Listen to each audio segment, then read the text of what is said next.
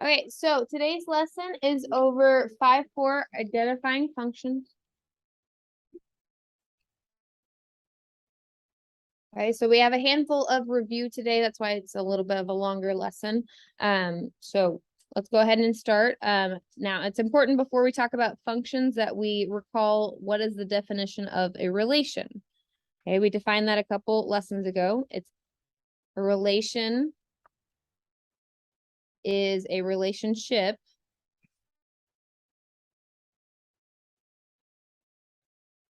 between two sets of values.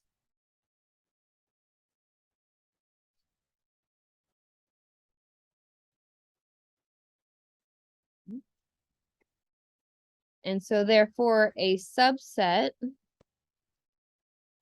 of relations are functions. So a type of relation is called a function. Oh, let me zoom that out a little bit. There we go.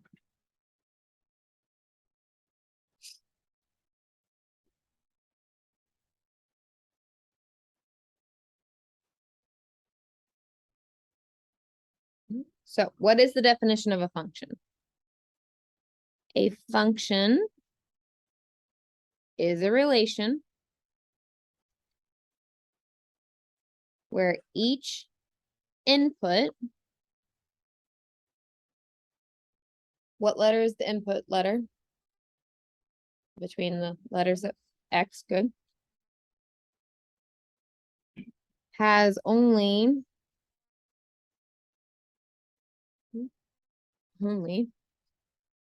one output, which is our Y values.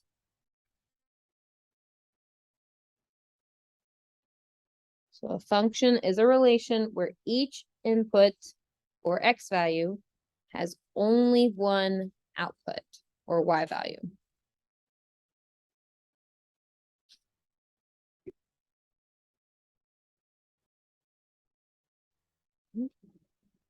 And so in short, a function is like a special kind of relation, okay? And so when we're thinking about the differences between relation and function, you just want to remember that all functions are relations,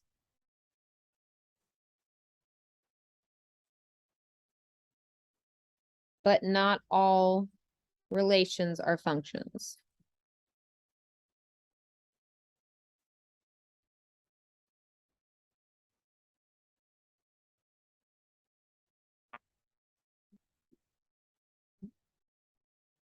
So everything we'll be working with today are relations. The question we are going to figure out is it a special kind?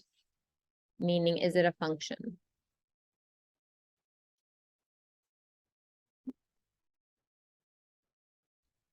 Okay, so I'm going to write down the instructions for the next handful of problems. We are going to identify if the following relations are functions.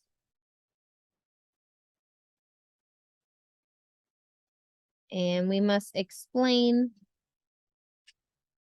or show proof to justify your answers.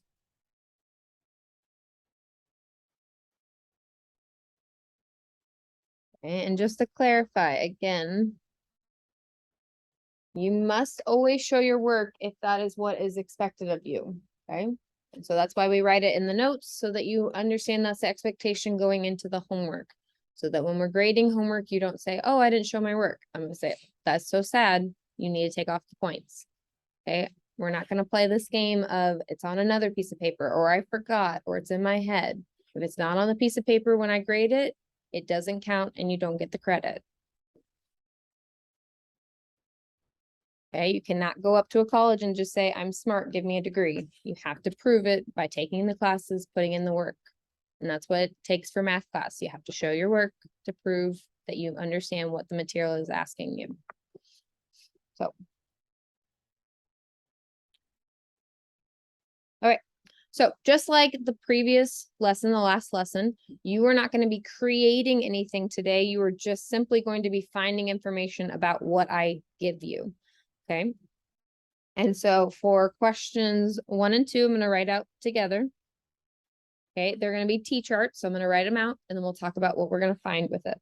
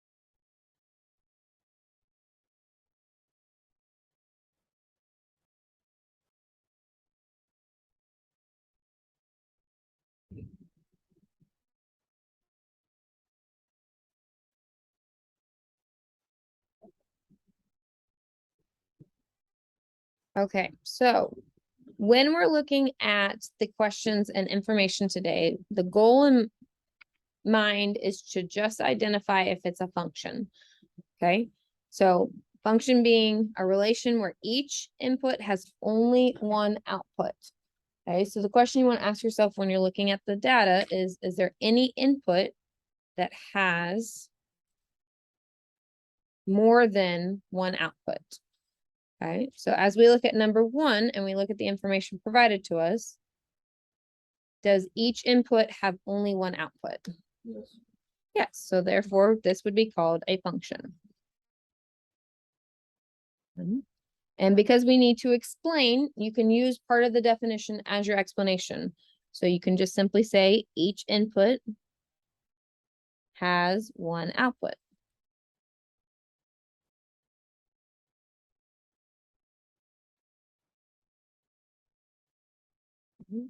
Now, how does that change on question number 2? There's two outputs. There's 2 outputs for 0, right? 0 is repeated and it has 2 different outputs. Okay, and by definition, in order for it to be a function, it can only have one output. And it has 2 different outputs. So therefore, this would be not a function.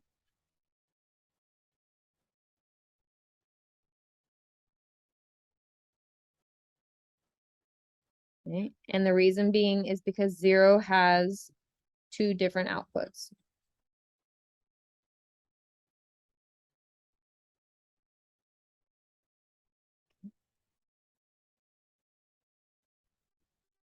So either explaining a function with the definition, bless you, or explaining that it's not a function and explaining where the issue lies.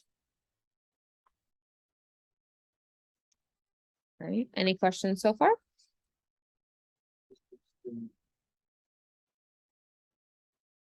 Okay. The next couple of questions, I'm going to be writing a set of ordered pairs. Okay. Whenever you see a set of ordered pairs in math, we use what is technically called a brace bracket. Okay. Most math teachers just call it a curly bracket. Okay. You will not be graded on how perfect your curly bracket is, but if you don't have a curly bracket, you would be marked off. Okay. And so it takes time for it to become natural, but kind of looks like this. A brace bracket. Okay, but most teachers just call it curly bracket. Okay. But the easiest way I've heard someone say to learn how to make it is make an S and then make a 2. Make an S then make it 2.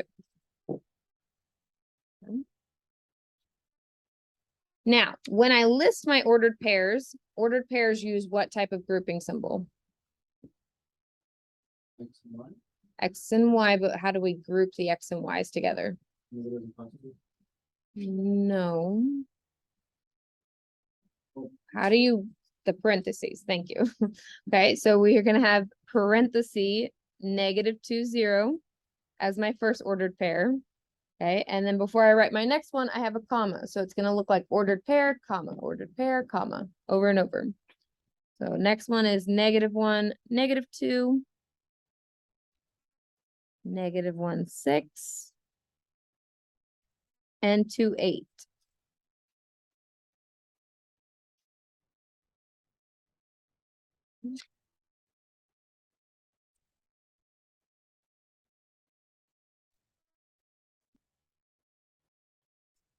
Okay, now in order to close the curly bracket, you have to do the opposite. Just like with the parentheses, they don't face the same way when they go the other way. So just like this one was an S and then a 2, the opposite would be that you do a 2 and then an S. So if you do a 2 and then an S, you get the opposite of the curly bracket so that they're going inward. Now, again, I'm not judging you on if you do it well, okay? Do the best you can. Okay. On your keyboard, the curly bracket's a little less curly. It looks like this. Okay. Which is not as fun. Okay. But that's the curly bracket. Something else to do with that? The curly bracket from the computer like this. Yeah. Yeah, it's just not as curly. It just looks more like this. So. Okay. And so number 4, we got our other set of ordered pairs.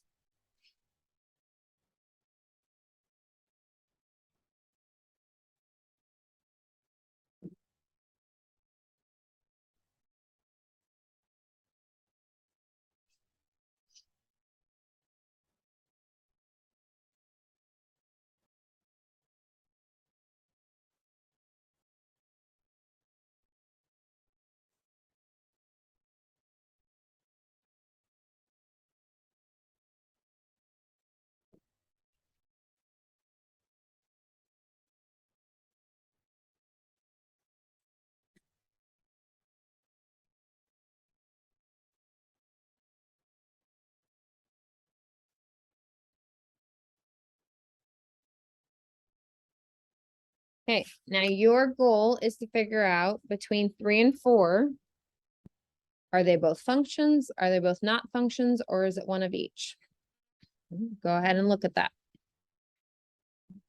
So looking at 3 and 4, thinking about the same thing we looked at for 1 and 2.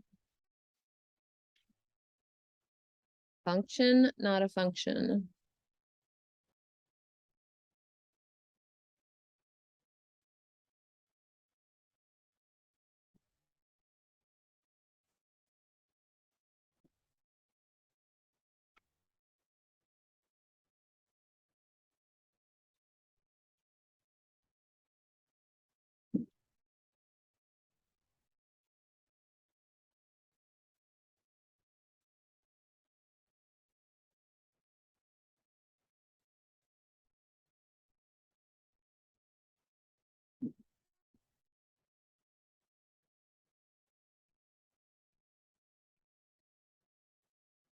All right, share with the neighbor what you think.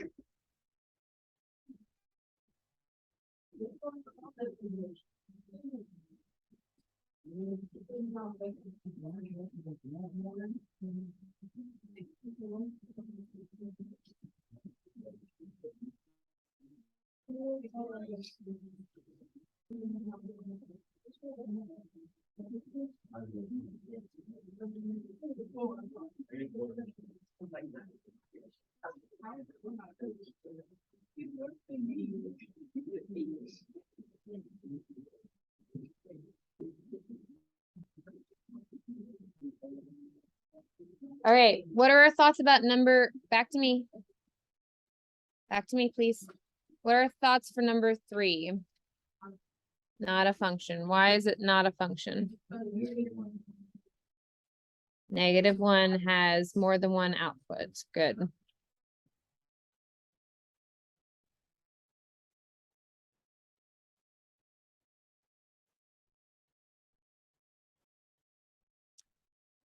Yes, -1 has more than one output.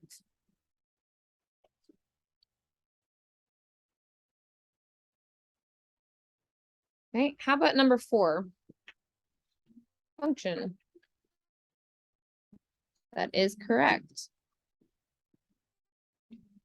Okay, did anyone see the double 8s and think that that was an issue? No one thought that? Okay, so if you did think that, that's okay, because it's a pretty common mistake, okay? Is that 8 is a repeated output. We don't care if an output is repeated, we only care if the input is repeated. Okay, so this is a function because each input has one output.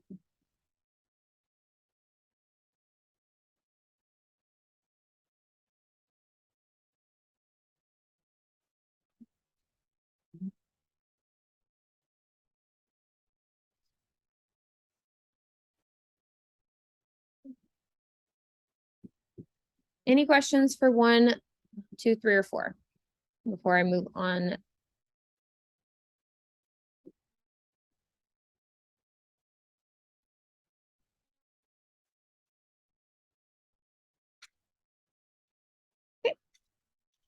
The next thing we're gonna look at and interpret is domain and range. Now, domain and range go together like peanut butter and jelly, or something else that you like together.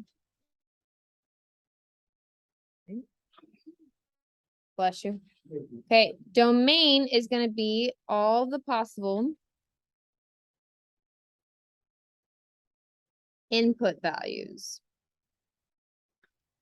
Bless you. Okay, and since range goes together with domain, what do you think domain is going to be? Or sorry, what do you think range is going to be? All the possible output values.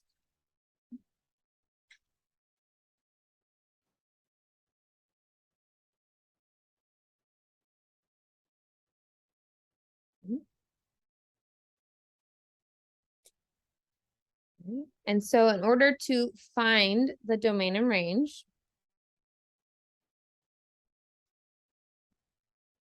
domain and range,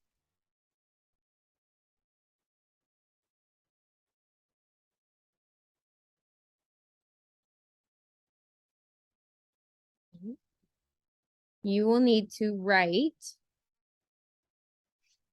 the input values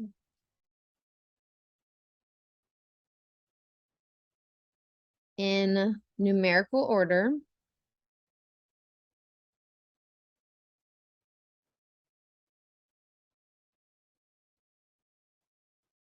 from least to greatest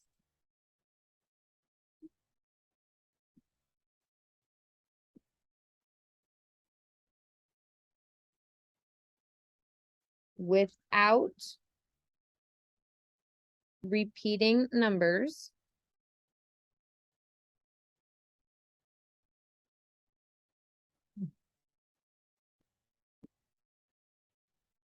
then do the same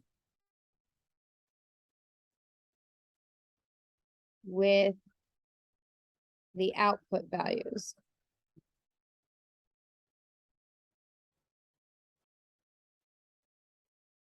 So you're going to write the input values in numerical order from least to greatest without repeating numbers, and then you will do the same with the output values.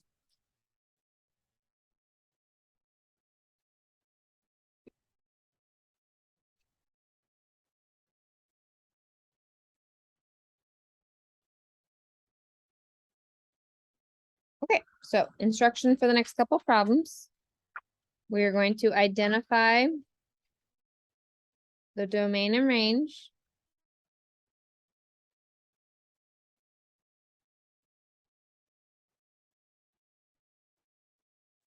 for the following relations.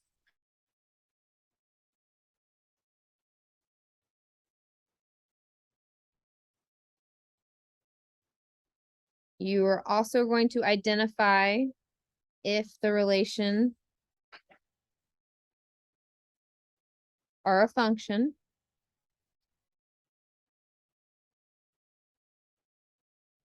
And you still need to explain and show proof for justification.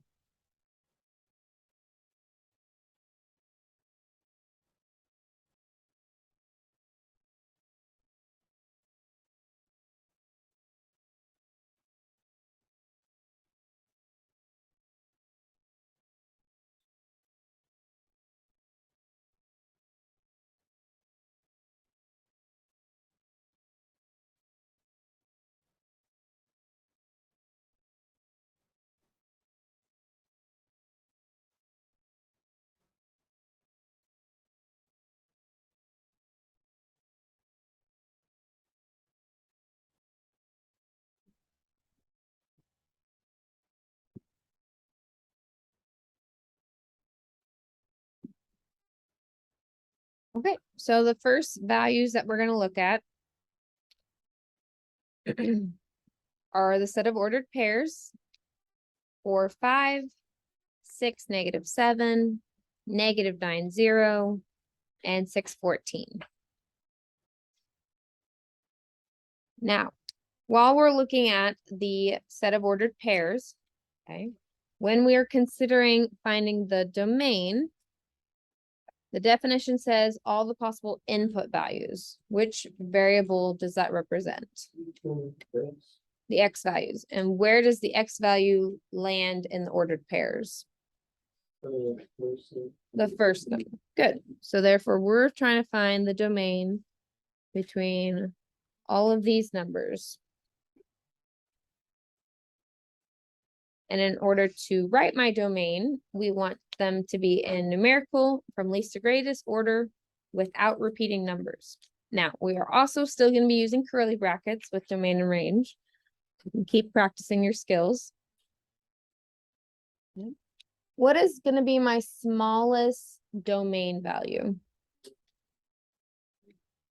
So we have 4, 6, -9, and 6. What's the smallest one? -9. And then what would I write after that? Good. And do I need to write anything past that?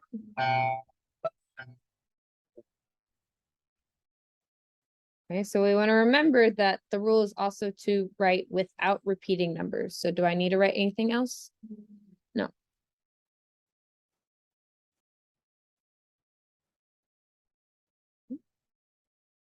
So that's my domain.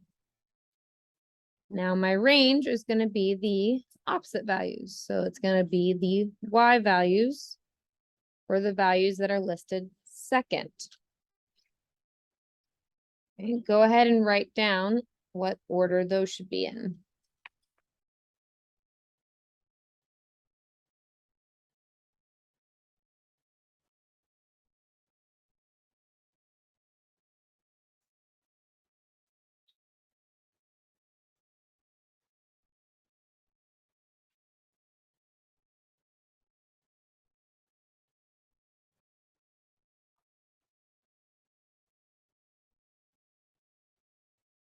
Okay, tell your neighbor what order those should be in.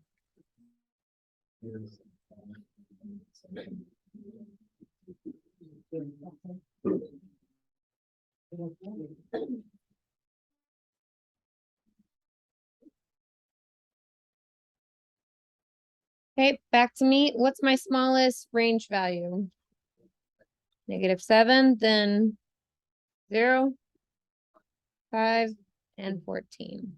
Good. Okay, so that's how we would write domain and range.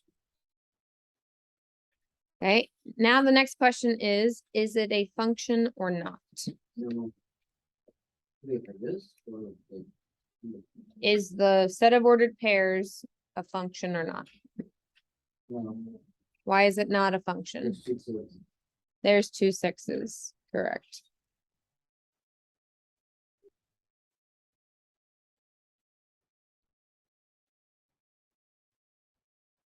Okay, this is not a function because 6 has 2 different outputs.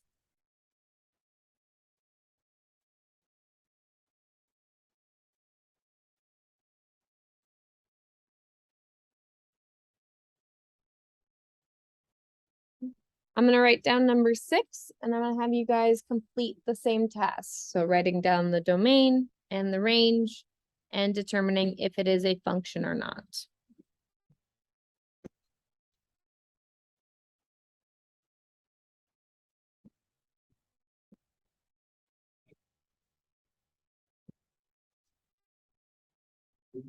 So again, for number 6, you will be writing the domain, the range, and determining if it is a function or not. -9. It is -9.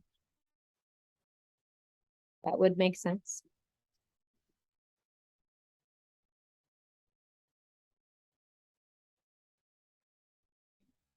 Remember, at this time, you should be working on it individually, figuring out the domain, the range, and if it's a function or not. It is -9.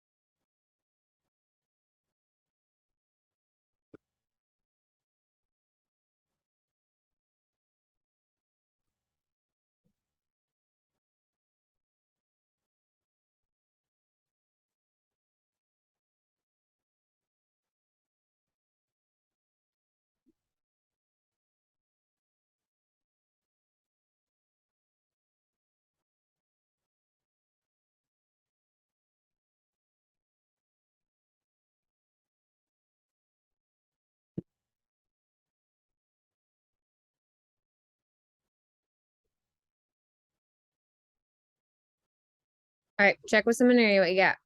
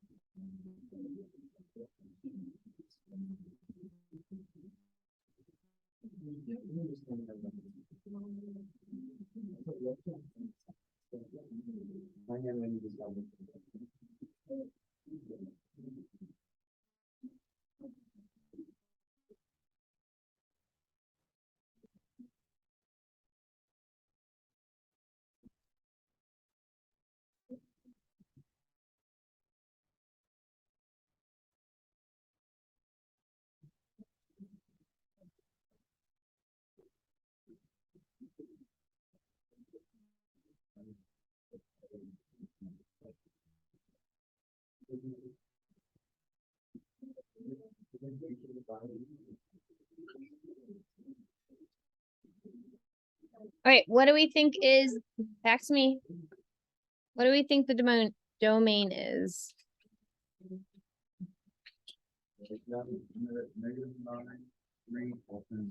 -9, 3, and 10. Okay, what about our range? Oh, sorry, it's -2. -1.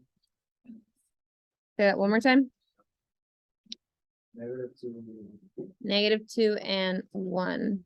Okay. What is something nice about having a T-chart when finding domain and range? There's 2 things. It's already arranged, so what's arranged?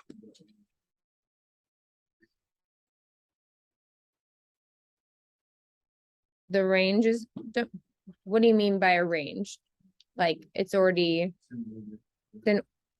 well, the X's were in order. Were the Y's in order? Well, is 1 in front of? So the X values will always be in order, okay? What's another nice thing about the T chart? Ladies, can we please stop talking? Thank you. And the last set of problems, you had to figure out or remember which one was X and Y. And T charts, they're already labeled for you, X and Y. They're already split apart, okay? So question at the end of the day is this a function or not? Yes, this is a function.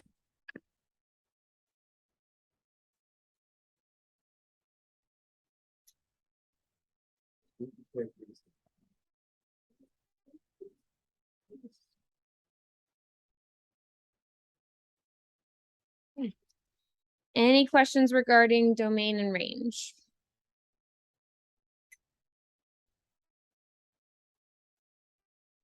Okay, let's move along to the next definition we have.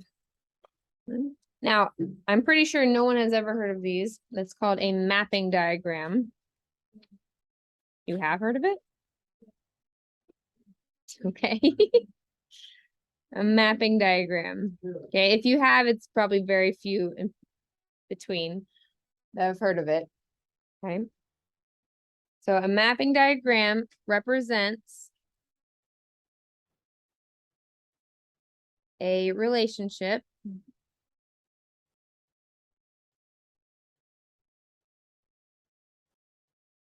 between the input and output values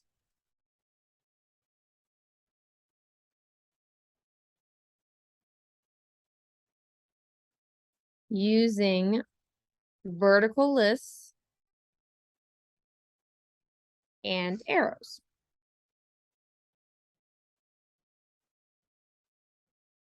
Mapping diagram represents a relationship between the input and output using vertical lists and arrows.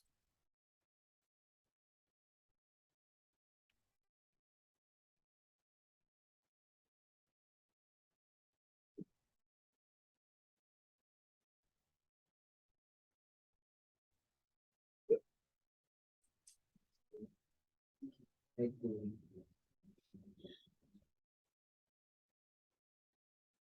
So just like the last definition, I'm now going to write how we're going to find that. But obviously I'm at the bottom of the page. So I just want to make sure everyone's written it first.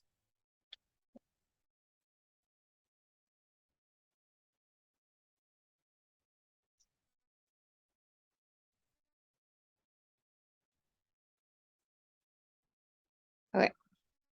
So to make a mapping diagram,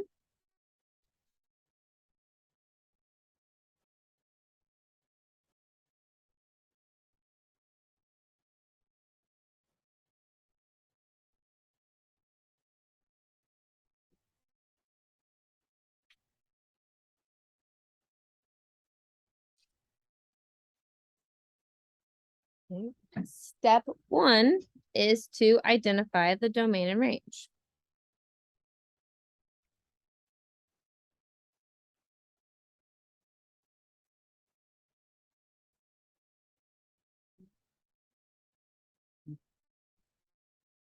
Okay, step one is to identify the domain and range. So when we use mapping diagrams or create mapping diagrams, it directly relates to domain and range.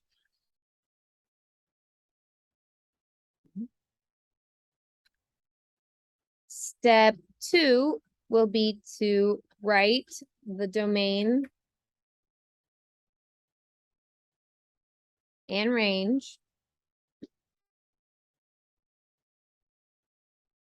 as two separate vertical lists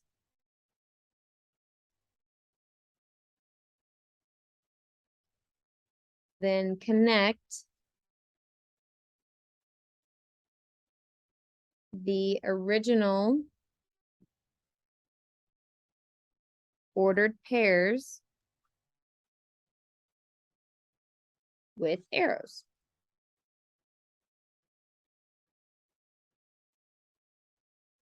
So you're first gonna identify your domain and range. And then you're gonna write down the domain and range as two separate lists, vertical lists, and you'll connect ordered pairs with arrows.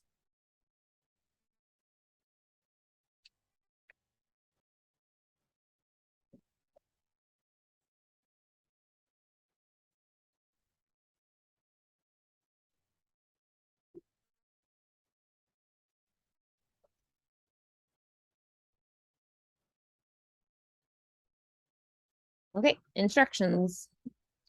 Make a mapping diagram.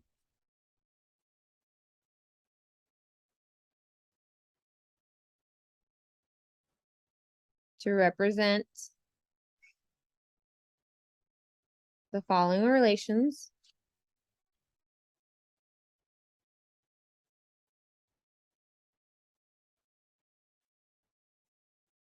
We are also still going to identify if the relation is a function.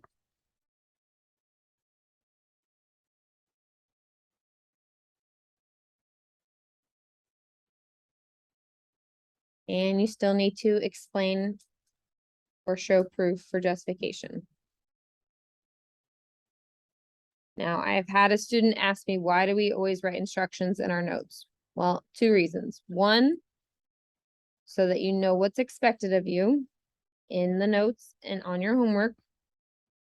But also that if you do your homework and you're like, I don't understand what these instructions mean, you can go back in and look at your notes and find the matching instructions. Once you do, you should be able to figure out what you need to do on your homework.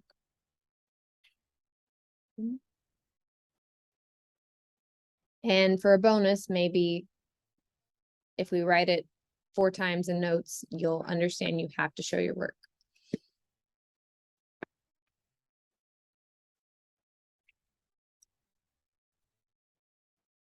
Okay, and there's not much work, honestly, in these to begin with, but.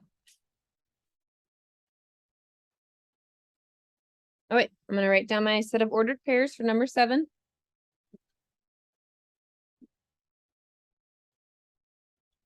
So the first ordered pair is 9, 2. The next ordered pair is -6, 1.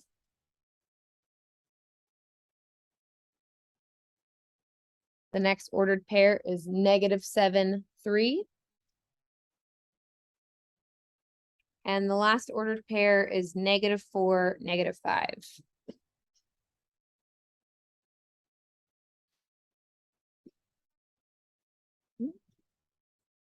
And so since step 1 is identifying domain and range, and we just did that on the last 2 examples, that's what I want you to do first. Identify where it's the domain and what is the range. So just like we did on the last 2 problems, what is the domain and what is the range? And then we'll discuss how to make that mapping diagram.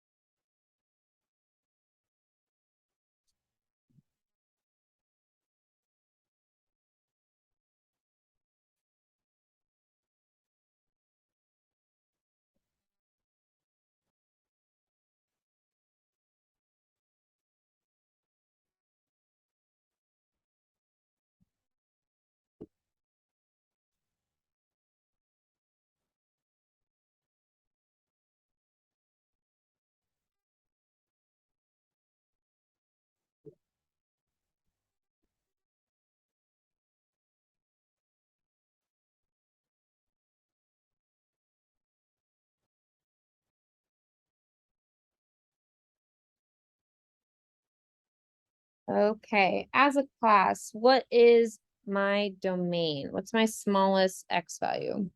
7. Good. Then, -6. Yep. -4. good, 9. and +9. Good. Okay.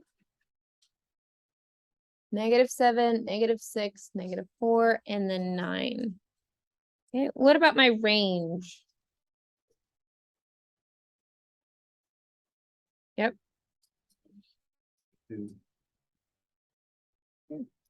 Thank you for the 2 people that were reading those off. I appreciate that on the end. Kind of trailed off. It started strong and then trailed off. Okay, so this is my domain and this is my range. So in reality, if we're being honest, mapping diagram is just a different way of looking at domain and range. It's just in a different visual setting. Okay, so to create that mapping diagram, you're simply going to write this information in a vertical manner to start off. So I'm going to take that domain list and I'm going to write the numbers in a vertical list like this. Kind of looks like we're about to make a T-chart, but we're not. Now, in order to group these together, okay, you're going to use an oval. Okay, 9 out of 10 times you're going to see ovals. Sometimes you might see rectangles, but mostly you'll see ovals.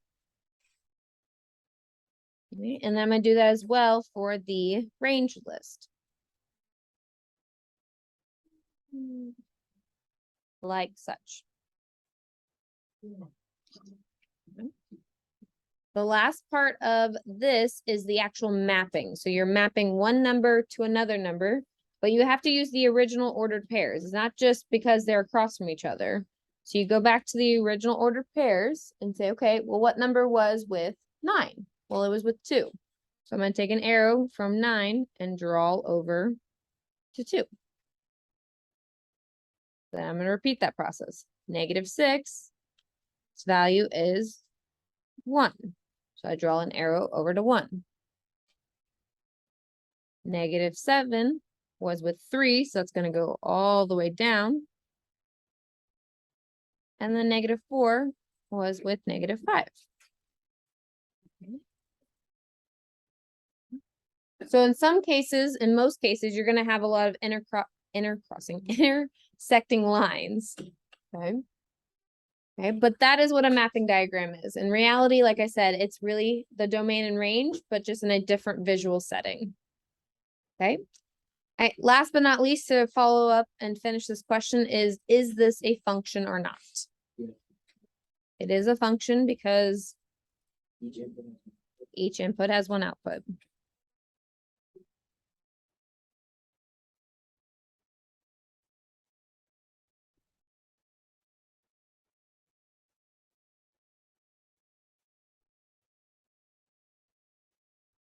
Does anyone have any questions leading into number 8?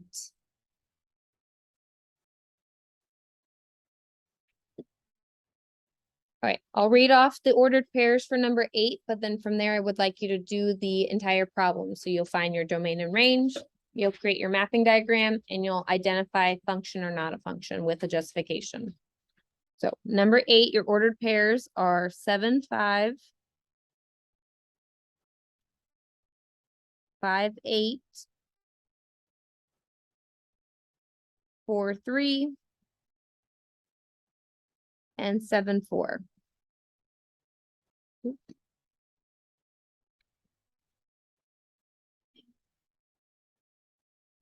ahead and work on number 8 on your own, and then I will say when to work with someone near you.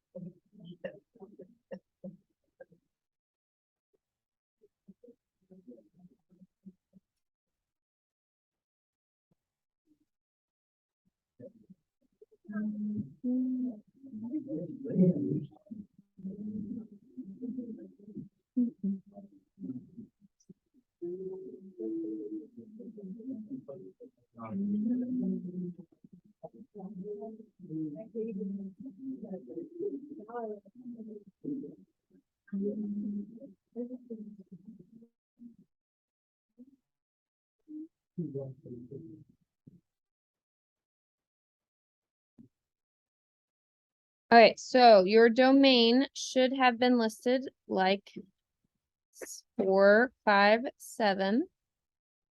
Your range should have been 3, 4, 5, 8. And then we write those lists vertically.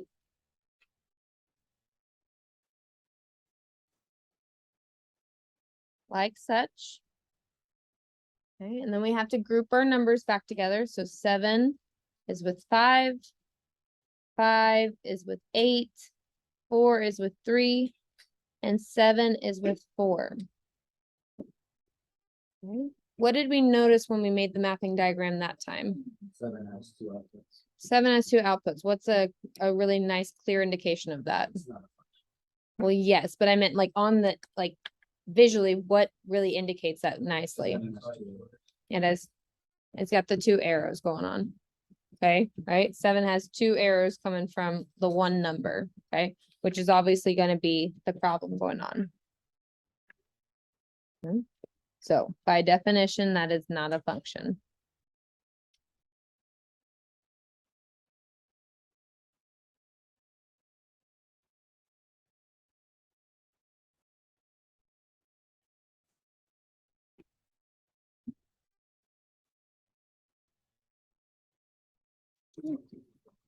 Any questions for 7 or 8 for mapping diagrams? Like I said, overall, it's just creating a different visual effect from the domain and range.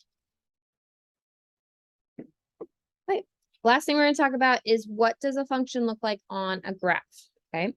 We got 3 more problems, but we first gotta do a definition. I did warn you that it was long, and so that's, you will survive. That's your discretion. All right, last definition we have is vertical line test, which I refer to as the easiest thing in algebra because it's literally doing exactly what it's called, vertical line test. Okay, and so the vertical line test says that if you can draw a vertical line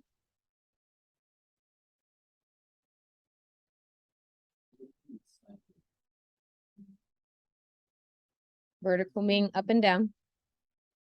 You can draw a vertical line through a graph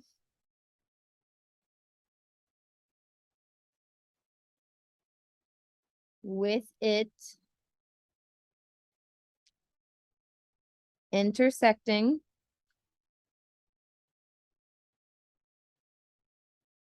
the graph only once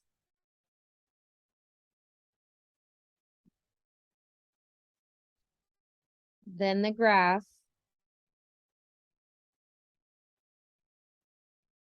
represents a function.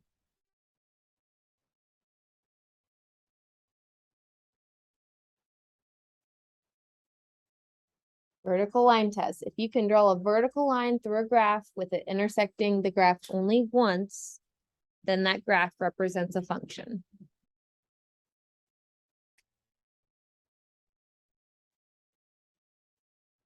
Okay. Last set of definitions, or sorry, last set of instructions. Identify the domain and range.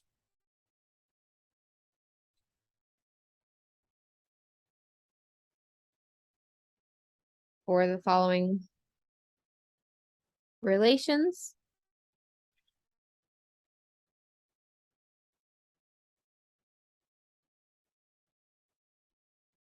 Identify if the relation is a function.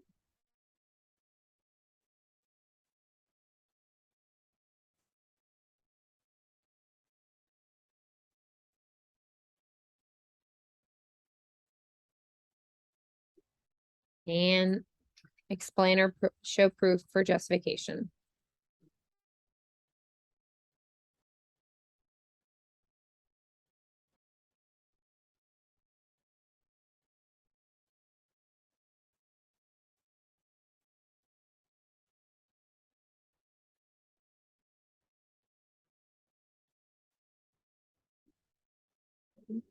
And so we've so far have been doing essentially the same thing, but with different types of things. We've done it with T-charts, we've done it with ordered pairs, we've done it with mapping diagrams, and now we're going to look at some graphs.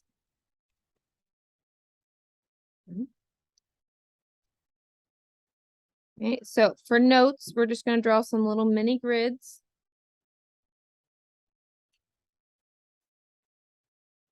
To work with.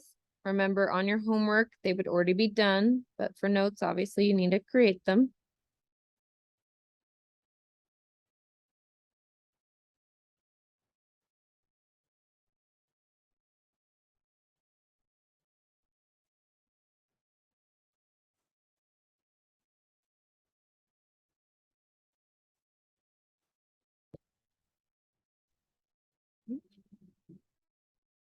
And the first type of graph we're going to look at is distinct points. So not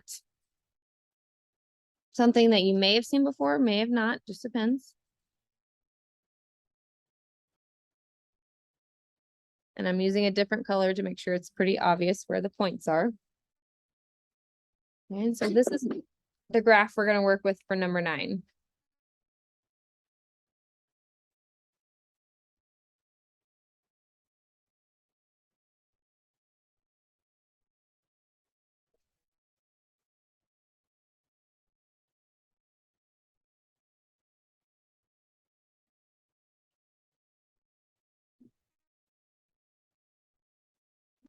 Now, when we go to set up our domain and range, remember that domain is simply our input values and range are output values, or in other words, our X and Y values.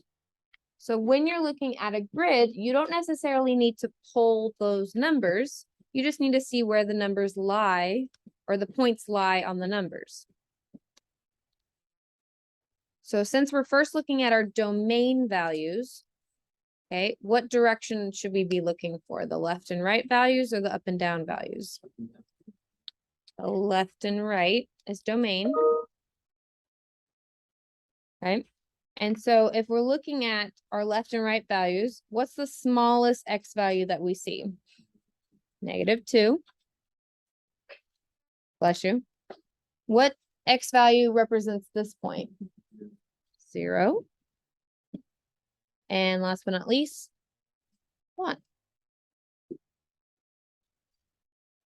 Okay, so if we look left to right, we have points at -2, 0, and 1. Now, when I'm considering my range, I want to think up and down values. Should I look at the bottom first or the top first? The bottom, right? Because I want the smallest. So my smallest y value is -2. What about this one? 0. This one? 1, and then 2.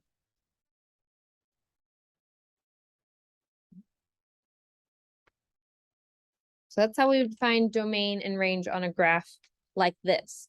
Okay. Now the vertical line test is the second part of this, and it just simply says that I can draw a vertical line, and if it only intersects once, it's a function. Okay.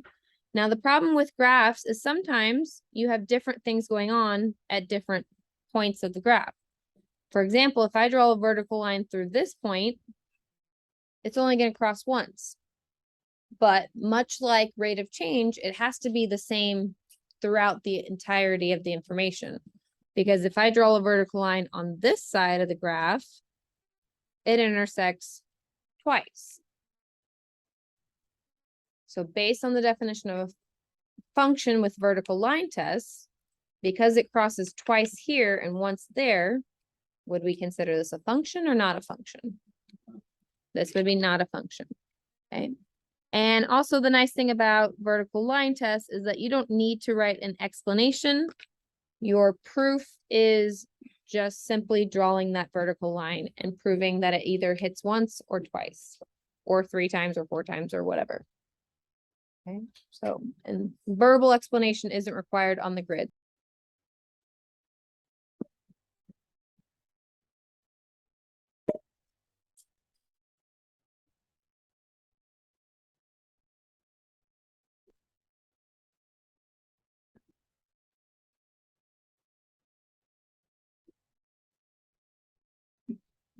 All right, on number 10, this is what my graph's gonna look like.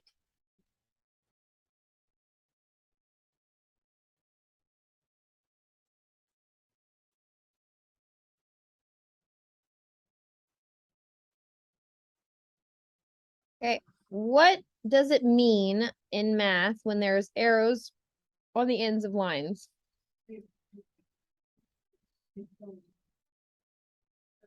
It doesn't stop. It goes on forever. It doesn't stop. So the question is, if our numbers never stop, what numbers are we seeing? Okay, because right now I can only see -2 to 2, but because I have arrows, that technically means it can keep going on forever. Like it could go -100, -billion, right? You could graph this till the day you die, and it still would not stop because it's just arrows forever and ever. Okay, and so how we represent that information, if something is going to continue forever, is a symbol for all real numbers. Okay, rather than writing all real numbers, we write a symbol, and it kind of looks like a fancy R. Okay, so you draw a line, and then you make a capital R and you connect it to the original line. So I drew a line and then I made an R and connected it to the original line. And so that symbol means that it hits all real numbers, meaning that it goes on forever and ever. Okay. What do you think our range is going to be on this one? Up and down values. Same thing. Okay, and so again, you draw a line and then you draw an R. So it kind of looks like a fancy R. And so because the line is continuing forever and there's no restriction on my values, we just simply say that all real numbers are my domain and range. Now, with that in mind, if I draw a vertical line through my grid or through my graph, is it ever going to hit more than once, no matter where I draw that vertical line? So if I drew a vertical line over here, is it going to hit more than once? Yeah. Is there ever going to be a scenario if I draw a vertical line? No. So therefore, this is a function.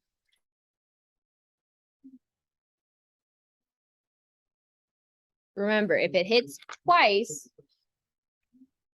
so the question I said, is there ever going to be a case where I draw a vertical line that it would hit more than once? All right, last one, number 11.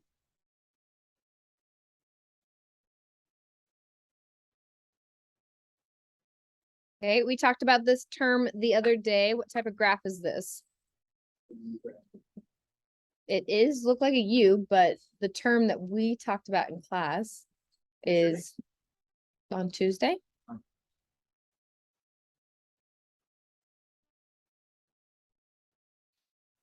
This is a line and this is not a line. So this is linear and this is non-linear. Okay. The technical term for it is actually called a parabola. It's a fancy little word, but you don't actually graph any of these till algebra 2. Okay. Yippee. Okay. Let's think about our domain. Okay. Left and right values. Is there any restriction on my left and right values?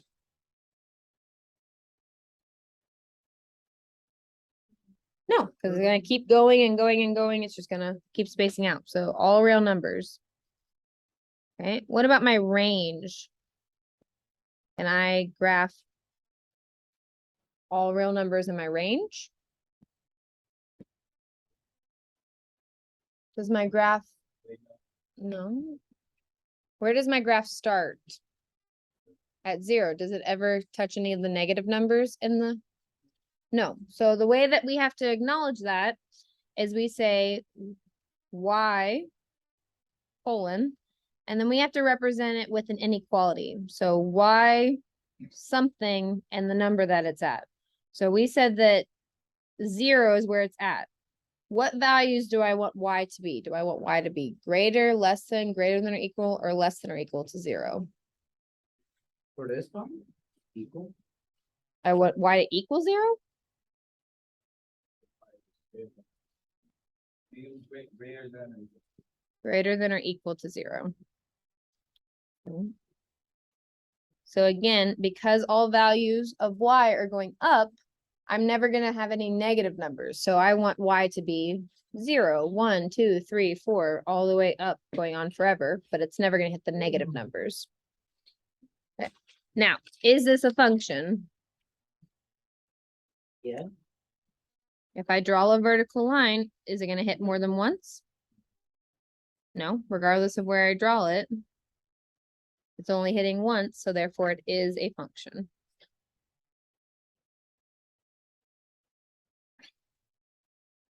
All right, so that is the end of the lesson.